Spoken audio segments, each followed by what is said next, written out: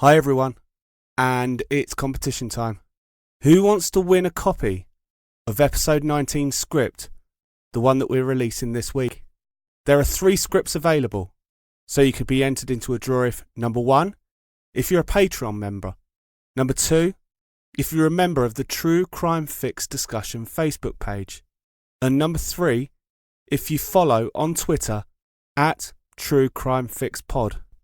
As I'm running a little dry on case suggestions, all you need to do is find the post pinned to the top of any of the social media pages, screenshot the fact that you have subscribed to the podcast, and give me a case suggestion. Please keep in mind the podcast's ethos, so no serial killers please. Closing date will be Sunday the 29th of September at 5 p.m. Greenwich Mean Time. Winners will be drawn on Sunday on the respective platforms, and scripts will be posted out on Monday, assuming that I get your information straight away. Good luck to everyone.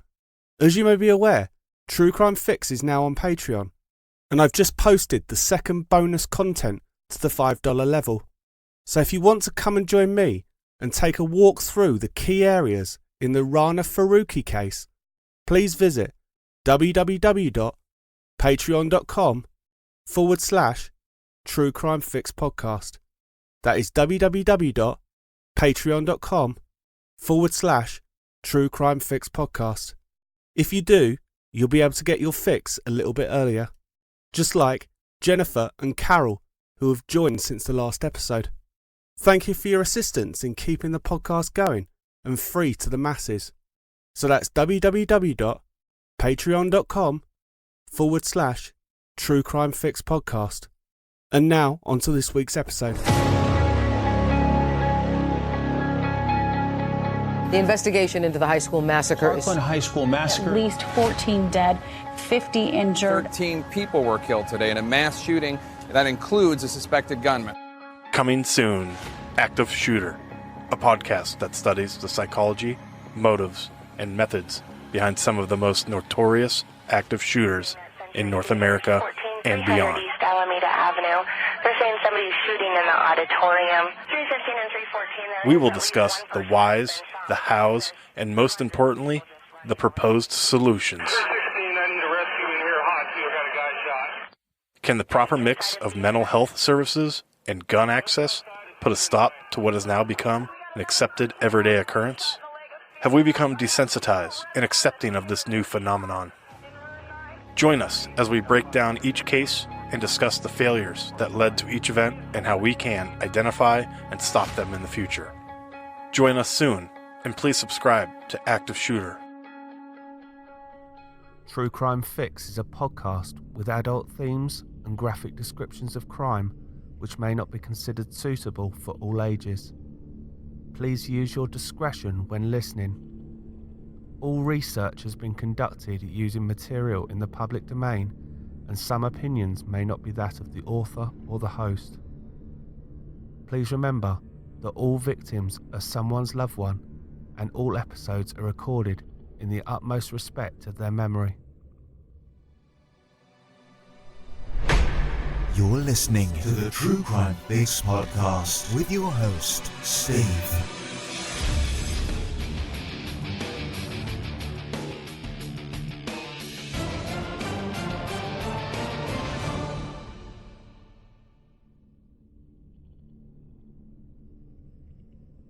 Hi everyone, and welcome to our 18th case together. Before we go any further, please, if you've liked the show so far, remember to subscribe on your chosen podcast directory, and all the new episodes will download for you upon release. The case this week takes me to a little Lincolnshire town that I know very well, having spent a lot of time there with one of the moderators of the Facebook group, Stuart Bow. But despite all of the time that I have spent there, I have never heard of this case. I was just looking through a couple of books that I'd gotten out of my late grandfather's loft and accidentally stumbled across it. I say accidentally stumbled across it, the folder actually fell on my head when I was lifting the box down. As I was having a cup of tea, I read about this story and instantly thought to myself, I really need to inform everyone of it. The basis of the investigation has been taken from the magazine Real Life Crimes and How They Were Solved, with the additional information being taken from the local newspaper articles from around the time. I am unfortunately going to have to offer that warning again. The one where I have to say that this case does feature crimes against a child, so it may not be deemed suitable for all listeners, so please use your discretion. So without further ado, ladies and gentlemen, this is your True Crime Fix. I'm your host Steve, and this episode has been dedicated to the memory of Gillian Atkins. Gillian Leslie Atkins was born on the 10th of August 1968 in the town of Market Deeping, which is in the county of Lincolnshire. She was the daughter of Arnold and Elaine Atkins, and also sister to Graham. Market Deeping is an old market town and is actually one of the towns mentioned in the original Domesday Book. For those of you who are not aware what the Domesday Book is, it's a manuscript of the Great Survey of much of England and parts of Wales, completed in the year 1086 by the order of King William the Conqueror. The town is surrounded by acres of picturesque fields and farmland. The town itself, even in the modern day, has large stone buildings adorning its main high street, which tips its cap back to its history. Famous names linked to the town are ex-professional darts player Martin Wolfie Adams, who can regularly be seen in one of the number of country pubs dotted about the place, challenging the local drinkers to a game. Although, also on a less bright note, musician Lonnie Donegan died in the town in 2002, midway through his tour. The occupants used the River Welland, which runs through the town for traditional annual events, such as raft racing and the game of Pooh Sticks, which is based on the A.A. Milne game played by Winnie the Pooh and Eeyore, which was first mentioned in the House of Pooh Corner book. It is a simple game which each player drops a stick on the upstream side of the bridge, and the one whose stick first appears on the downstream side is the winner. The town of Market Deeping, even today, is the epitome of sleepy suburbia. Gillian was horse mad and had two of her own, Mr. Rupert and Mr. Kendroy. Living in a small country town, it was easy for Arnold and Elaine to support their daughter's fascination with riding. Both of her ponies were stabled a short bike ride from her home. Gillian was very good with animals, and people at the stables often commented on how well she looked after the ponies there. She lived a short way outside of the town, at 7 Brownlow Drive, in the neighbouring Deeping Gate area. By late 1982, however, she was beginning to realise that there were other interesting things, and like most girls of her age, she was starting to notice the existence of boys. She had started keeping a private journal in a diary that she had received from the Pony Club. Thursday the 14th of April 1983 started off like any other day, and Gillian made her way to school. Her last class of the day was maths, and she had left school with everyone else at 3:40 p.m. It was a warm spring day, so after school she decided to take her 2 ponies out for a ride for about an hour. One of Gillian's school friends recalled watching her on Mr. Rupert gliding majestically through the fields. The friend recalled that Gillian appeared in more of a rush that evening, cantering Mr. Rupert into the field rather than walking him in like she normally did. The 2 teenagers shared a joke about how clean and well kept Gillian's horses were. After taking the horse back to the stable for the night, Gillian got back on her bike and cycled the short distance to the stable where her second pony, Mr. Kendroy, was kept, so she could give him a bit of exercise. Gillian made sure that she was home in time for 7 p.m. so that she could watch the BBC chart show Top of the Pops and eat a salad for dinner. On the episode that night, the performers were Sweet Dreams, Eurythmics, Barhouse, Kiss in the Pink, Sunfire, Kajagoogoo, and that week's #1 record, David Bowie's Let's Dance. When Top of the Pops finished, she left home on an errand for her parents to the local off-licence on Rycroft Avenue, which was about half a mile away. The clocks had gone forward on the 27th of March that year, meaning that it was still light when Gillian left. As I mentioned in the opening of the episode, Deeping is the epitome of sleep in suburbia, so there was no real concern when Gillian didn't return within the half an hour that it would have realistically taken her. As time wore on, her parents were getting more and more concerned, however. Once again, this was 1983 and there was no form of mobile technology, so the only thing that they could do was send out a search party, which they did at 9:45 p.m. As the search party did not bring any luck, at 10:45 Arnold Atkins travelled to the police station, which was under a mile away, and reported Gillian missing. Unlike the Rana Faruqi and Rachel Barber cases, the Lincolnshire police reacted pretty much straight away, and Gillian's description was radioed to every available on-duty police officer by 11:20 p.m. When assessing Gillian's disappearance, the police had to take into account the following factors. Had Gillian gone missing before? Or had she had an argument? As neither of these applied to the situation, and the last words that Gillian had said was, "I won't be long," this instantly set off alarm bells at the Market Deeping police station.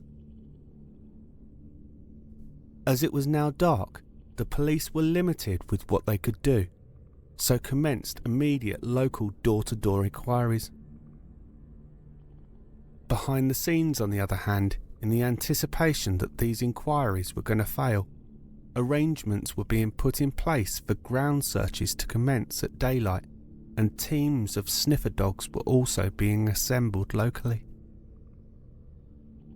During the initial evening of inquiries, the police focused their attention on a visiting circus, which was conveniently just packing up and getting ready to leave the town. The police believed that the disappearance of Gillian on the night that a travelling show was clearing up made them the prime target for an initial search. The searches of the site and inquiries with the local travelling performers were ultimately fruitless though, with no sign that Gillian had even visited the site. The concern of Arnold and Elaine grew when the morning broke and there was still no sign of Gillian. Although they did not state it publicly, they were starting to fear the worst. The following morning, the police contacted the local media, Lincolnshire Free Press and the Stamford Mercury, and notified them of the developing situation. They also got the information with regards to the disappearance to local radio stations. The lack of information by lunchtime prompted Lincolnshire Police to call upon more officers from other stations in the local area to assist in market deeping. Specialised units, including police frogmen, were called upon to search the river which flowed through the town. In the early afternoon, as the now widespread media coverage was being viewed by the people of the town, a number of sightings were being logged with the police. The most reliable of which was a sighting of Gillian by two friends near the Bell Inn pub, which was on Bridge Street at approximately 9 p.m. The sighting was recorded at just over an hour after she had left to go to the off-licence and was less than half a mile from her front door.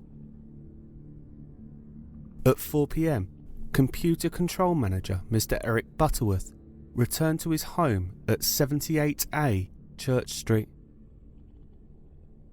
The weather was the same as the day before and was a gorgeous spring afternoon, warm enough to sunbathe.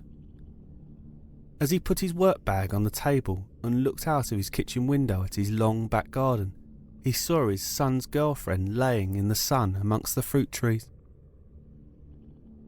Mr. Butterworth's garden was just over 80 metres long and backed onto Church Walk, a footpath which led between two rows of rear gardens, past the local cemetery and towards the Priory Church of Deeping St James. Mr. Butterworth called out to her a greeting and asked her if she wanted anything. But she didn't respond. Thinking this was strange, Mr. Butterworth ventured out into his garden and called out again. As he got closer, he realised that it was not his son's girlfriend. The person was laying there motionless.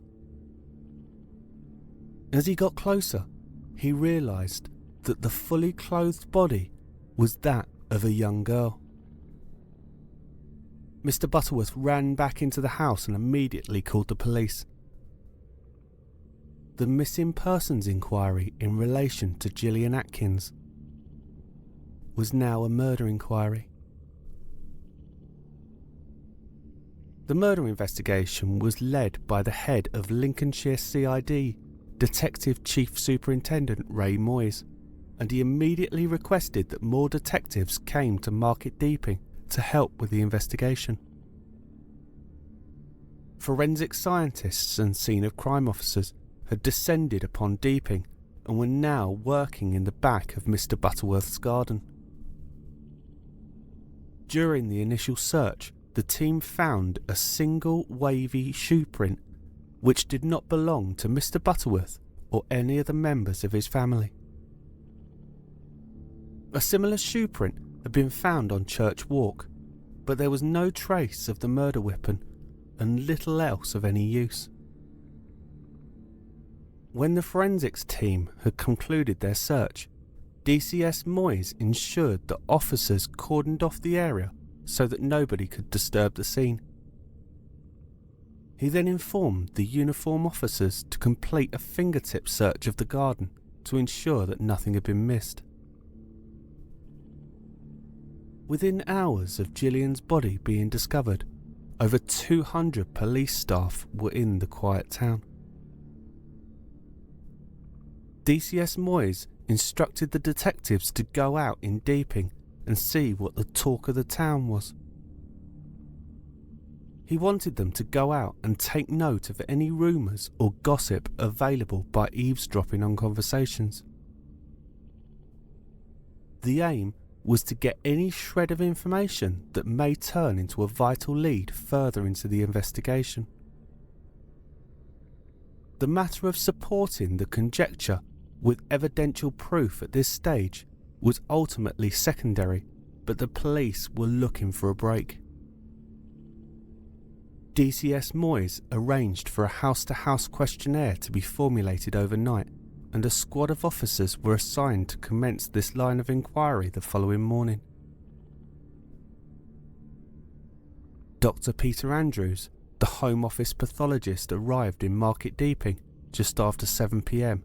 and inspected Gillian's body as it had been found. A couple of hours later, Gillian's body was taken the 10 miles to Peterborough, where Dr. Andrews began the post-mortem at 9:25 p.m. Although it did not take him long to establish that Gillian had a severe open fracture of the skull and had died from a cerebral hemorrhage, she also showed symptoms of shock. He preserved samples that he found on Gillian's body for further forensic analysis and requested that DCS Moyes presented to him what he already knew. Dr. Andrews revealed that although her injuries were horrific, mercifully, she would not have been conscious long enough to have been aware of the pain. Taking all of the information that had been received so far, the Detective Chief Superintendent and the senior members of his investigation team worked overnight to work out a strategy about how to catch the killer. The discovery of Gillian had brought an eerie aura over the town. All of the children were under a strict curfew as panicked parents feared that there was a child killer on the loose. The team knew now that the murder weapon was a heavy blunt object, but still had no indication of what it could be. The police divers who had painstakingly searched the bed of the River Welland had come up empty-handed. The investigation did not progress over the weekend either, with the only new piece of information being from the forensic scientists that investigated the samples collected by Dr. Andrews at the post-mortem. Poor Gillian had not only suffered horrific injuries, but she had also been sexually assaulted prior to her murder. Due to the fact that he was not dealing with the loss of his daughter very well, Gillian's father Arnold was under sedation, but on Monday the 18th of April, he still made a public appeal for information. I quote, "I wouldn't want any other parent to go through what we have, and I appeal to anyone who knows anything about this to get in touch with the police." Despite the appeal, a week later the police were still no closer to catching Gillian's killer. During that time, they had interviewed more than 12,000 people and visited over 3,000 homes in the area. Flyers were being circulated all over Market Deeping, Deeping St James and Deeping Gate with the following headline: Murder. Gillian Atkins. 5 feet tall. Short brown hair. Brown eyes. Wearing a dark donkey jacket. Blue jeans. Navy blue sweater with skiers on a white background across the chest. Gillian, aged 14, was found dead in the back garden of a house in Church Street, Deeping St James. At 4:35 p.m. on Friday the 15th of April 1983. She had been brutally assaulted. She left home in Brownlow Drive to walk to Rycroft Avenue about 7:45 on Thursday, April the 14th. She was seen between 8:45 and 9 p.m. in Bridge Street near the Bell Hotel. Did you see Gillian on Thursday evening, April 14th? Were you in or near the area circled between 7 p.m. Thursday the 14th and Friday the 15th, 8 a.m? We need your help. Please contact the murder room. Market Deeping, 348 003.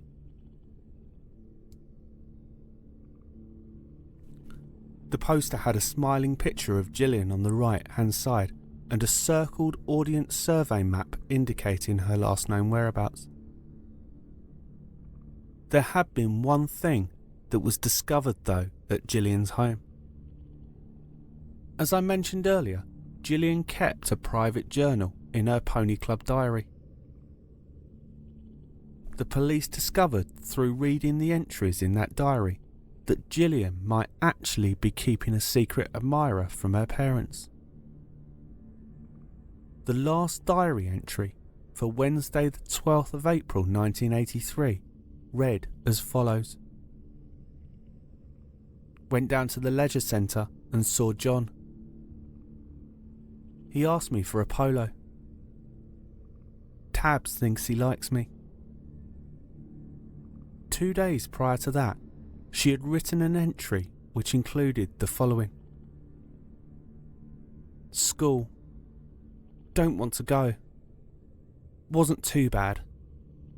I scraped John on my arm.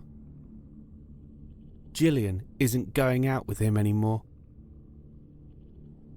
When investigating these cryptic quotes, one of Gillian's classmates confirmed that they had seen her recklessly using the pointed end of a geometry compass to scratch John into her arm.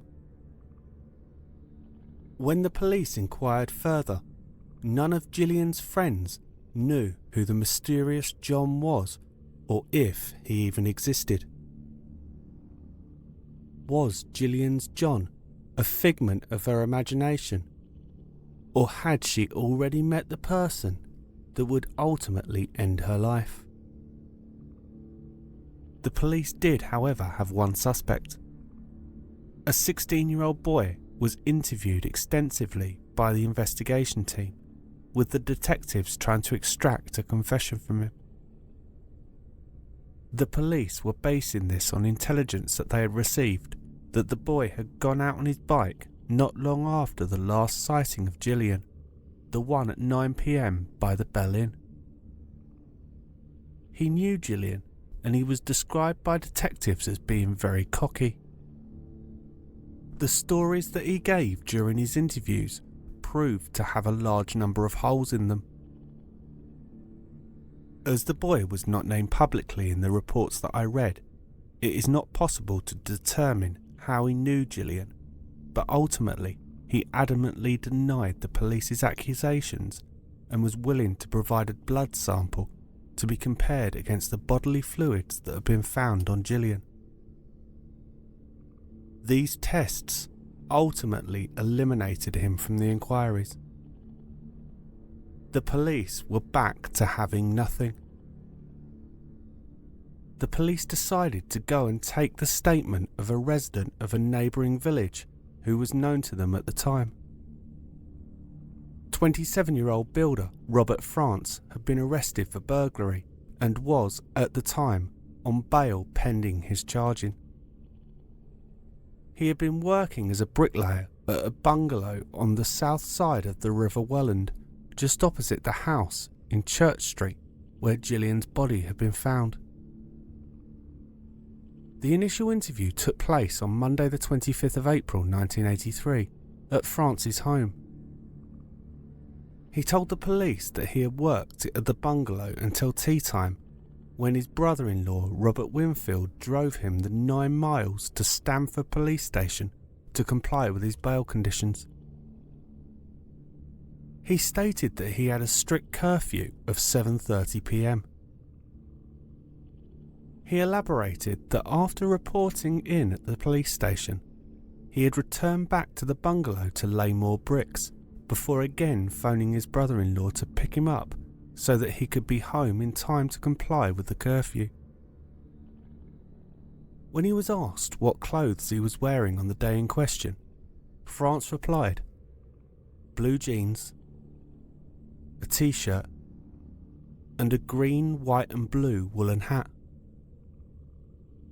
When this information was fed back to the incident room, it was realised that Robert France's description matched that of a man who had been seen speaking to pupils at the Deepings Comprehensive School, which was less than half a mile from Gillian's house.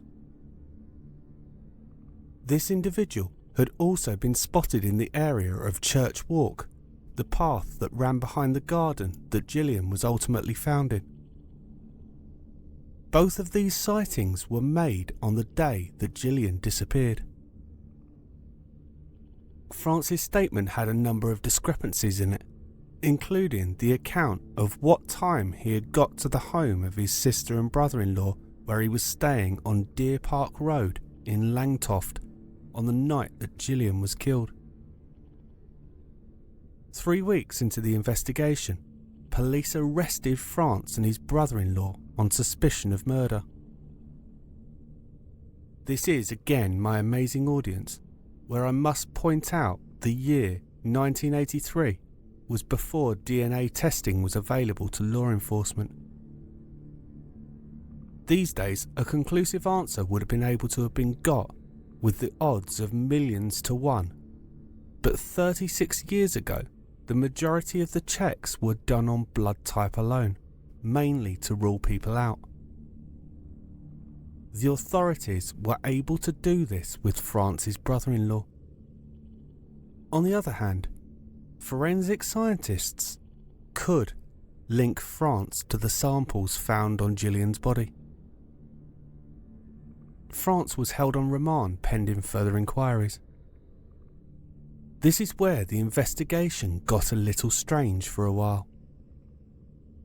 A Peterborough solicitor had received a letter which claimed to be from the real killer.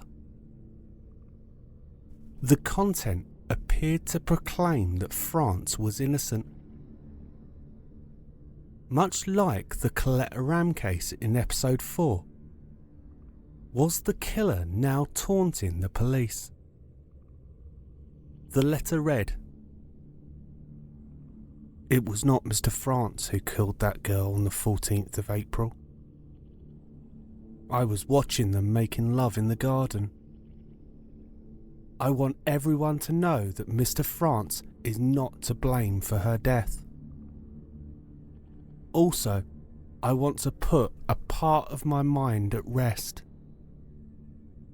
It has been on my mind and I cannot let an innocent man be responsible for my actions. Please tell Mr. France that I'm sorry for what I have done to his girlfriend and also what I have done to him. I now want to tell you where I put the brick that I have done it with. It's in an old building at the end of the pathway near where she was found. I put it under a couple of bricks. I have drawn a plan. I think the building is an old church." The envelope included a very rough hand-drawn map indicating where the murder weapon could be found. The police raced to the scene. All they knew prior to this was that Gillian had been killed with a blunt object. Now they knew what they were looking for. Although a thorough search had been conducted in the vicinity of where the body had been found, the old church was at the end of Church Walk and had been outside of the initial perimeter. When the detectives entered the building, they followed the killer's drawing just like a treasure map. And there, hidden in a shed, just as the map had told them, the team discovered a blood-stained brick. The letter contained information that only could have come from somebody who knew the intimate details of this crime. The letter was sent for forensic examination, and the handwriting was compared to that of Robert France. Unfortunately again, experts were unable to conclusively say that the two matched. Again, the police had a glaring piece of evidence that pointed to France, but could not conclusively pin the crime on him. That was until the letter was sent to Lincolnshire Police Senior Fingerprint Officer John Jay. Upon his examination of the document, he found the remnants of a fingerprint on the paper. He found 8 characteristics that identified the print belonged to Robert France. In spite of this news though, there was still an issue. In the field of dermatoglyphics or fingerprint analysis to you and I, although 8 points are enough for a fingerprint expert to positively identify a suspect, a British court of law would not accept a fingerprint identification with less than 16 identical points. Copy and paste from above a glaring piece of evidence that pointed at France, but not enough to convict him. John Jay took the letter to the Regional Forensic Science Laboratory at Huntingdon in the neighbouring county of Cambridgeshire. There, they had just begun using a newly developed laser technique for enhancing fingerprint detail. Within days of receiving the letter, the scientists were able to enhance the final 8 identifying characteristics, which would mean that the print would qualify as being acceptable in a court of law. The question for the police now was, how did France get the letter to the solicitor? The answer was simple, really. He had given the letter to his mum to post on a visit. Not knowing the content of the letter, his mum had dropped it into a postbox, giving the indication that it had been sent from the centre of Peterborough and not from Her Majesty's prison. The trial of Robert France began in November 1983 at Leicester Crown Court. The judge, Mr. Justice Peter Payne, presided. Mr. Ian Black QC represented the Crown Prosecution Service, and Mr. Desmond Perrett QC defended France. The jury consisted of 9 men and 3 women. It was at the hearing that the apparent true motive of the crime was revealed. It was theorised by Mr. Black QC that France was the John character mentioned in Gillian's diaries, and France had indeed started a sexual relationship with Gillian. On this occasion, however, France had not used protection. When Gillian was getting dressed again, she realised that France had not worn a condom. Mr. Black QC stated, and then she began to worry.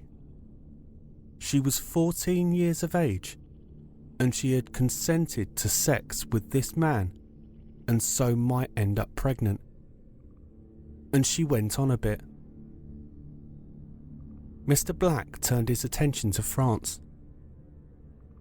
The thought that he might be accused of raping this girl obsessed France from start to finish of this inquiry.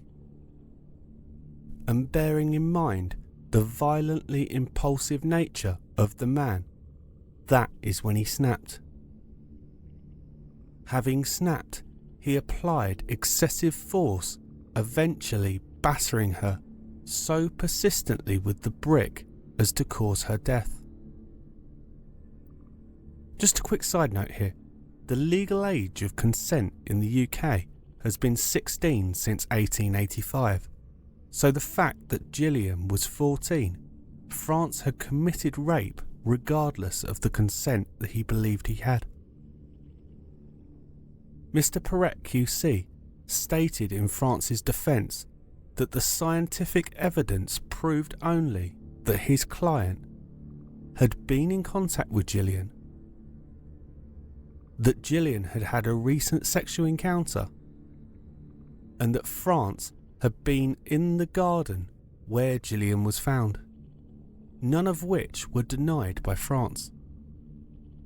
In fact, Perrett even went on as far to say that even though France had confessed to the police themselves were not convinced that France was telling the truth, as he had never mentioned strangulation or hitting her with a brick. Mr. Perrett continued, "He has almost been as clever as Agatha Christie, hasn't he, if he has been able to, in the pressures of a police station, to think up all that he was going to do in the months to come by sending an anonymous letter indicating the brick.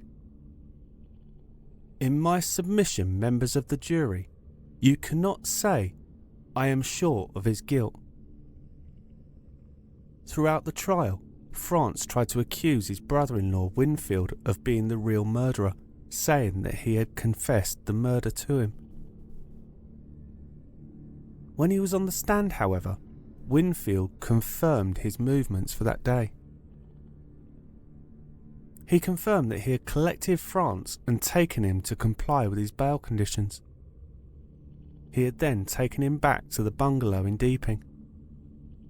Winfield said that he had mended a cement mixer on the site and left France at the bungalow at about 7:15 p.m. and went home.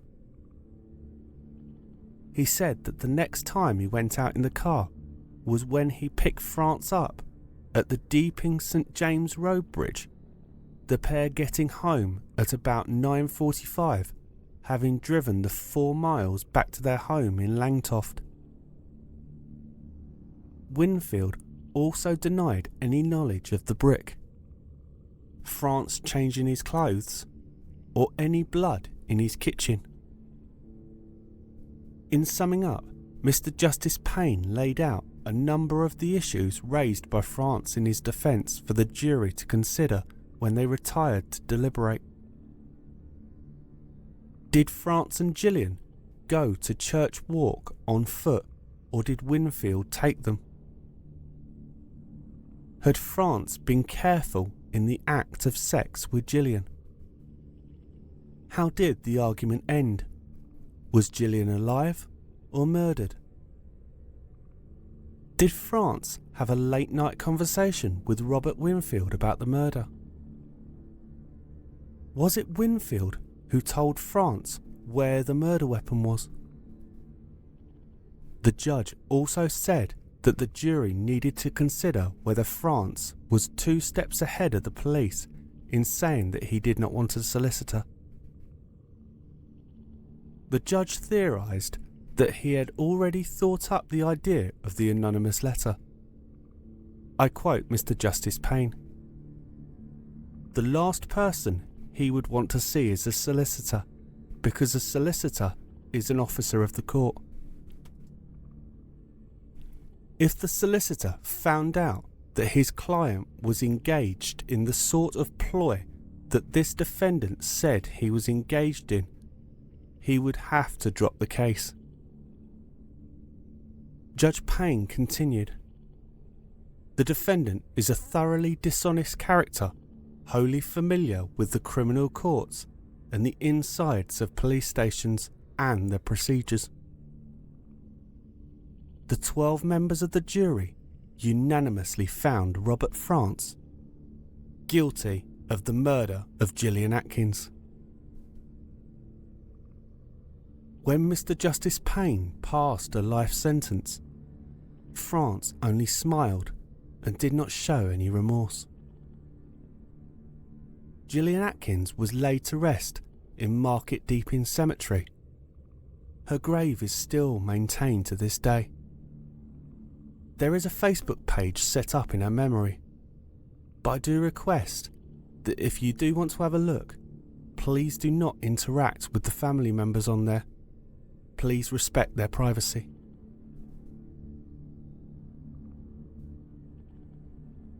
Robert France was eventually released from prison on the 28th of April 2010 after serving 26 years. He went on to live a normal, law-abiding life upon his release. Except you know that's not true. In March 2011, Robert France was imprisoned for a further 5 years for burglary, an incident that took place in October 2010, less than 6 months after his release. The burglary took place in an area known as Dogsthorpe, near Peterborough Centre. Prosecuting at his trial, Craig McDougall said, "The couple left the address on Friday the 1st of October and returned on October 3rd to find their house had been broken into. A search revealed that the back door had been broken into in a unique way. The door is wooden, and there had been a number of holes drilled into a circle and a panel punched out. France had carried out a rough search of the house and had taken computer games and jewellery items of sentimental value. He had also taken a dress belonging to the couple's granddaughter, and it had been left in front of a photo of the girl in the lounge. there was 2 smudges of blood on that dress. Judge Nick Madge said, "The placing of the dress in front of the photo would have added additional trauma to the victims. He might not have realised it at the time, but if he had thought about it, he may have realised that the trauma was an inevitable consequence." As for Gillian, she would have been 51 this year. Would she have been a mother? Would she have been a grandmother? Would her horse riding have taken her to the Olympics? Unfortunately, we will never know.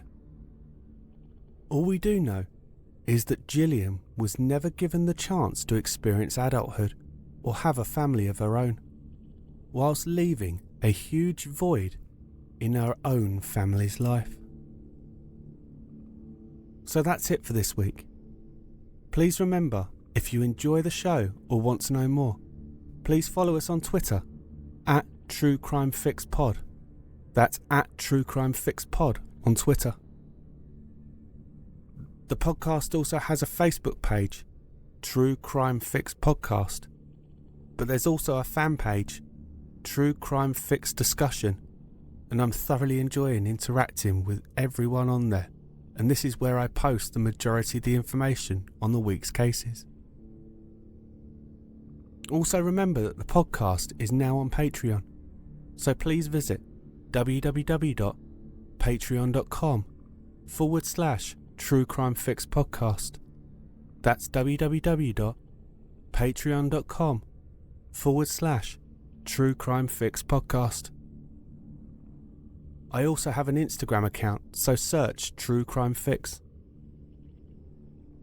Also, if you have any suggestions or feedback for the show, please contact me at truecrimefixpodcast@gmail.com. That's truecrimefixpodcast@gmail.com. Until next time, stay safe, look after each other, and live life to the fullest, because you never know who or what might be coming around the next corner. Take care, everyone.